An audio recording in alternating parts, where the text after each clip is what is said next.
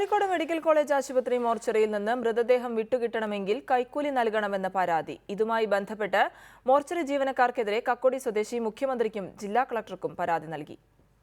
Kozhikode medical college മോർച്ചറിയിൽ മൃതദേഹം സമയത്തിന് വിട്ടുകിട്ടണമെങ്കിൽ കൈക്കൂലി ചോദിക്കൽ പതിവായിരിക്കുകയാണ്.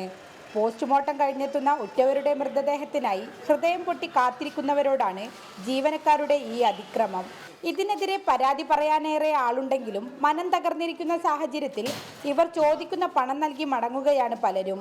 എന്നാൽ കഴിഞ്ഞ ദിവസം ട്രെയിനിൽ നിന്ന് വീണു മരിച്ച തന്റെ സഹോദരന്റെ മൃതദേഹത്തിനായി കാത്തുനിന്ന കക്കോടി സ്വദേശിക്കും ഈ ദുരനുഭവമുണ്ടായി. അവിടെയുള്ള ജീവനക്കാരാണ്, അവരമ്മോട് പറഞ്ഞ് എന്തെങ്കിലും തരണമെന്ന് പറഞ്ഞു ബോഡി കൊണ്ട് വാങ്ങുമ്പോൾ. അപ്പോൾ ഞാൻ ഒന്നുകൂടി ചോദിച്ചു എന്താന്ന് വെച്ച് പറഞ്ഞു ഞങ്ങളൊന്ന് കാണണമെന്ന് പറഞ്ഞു. അപ്പോൾ ഞാൻ പിന്നെ ഒന്നുകൂടി അറിയാത്ത രീതിയിൽ ഒന്നുകൂടി ചോദിച്ചു എന്താ പറഞ്ഞു ഞങ്ങളൊന്ന് കാണണമെന്ന് പറഞ്ഞു.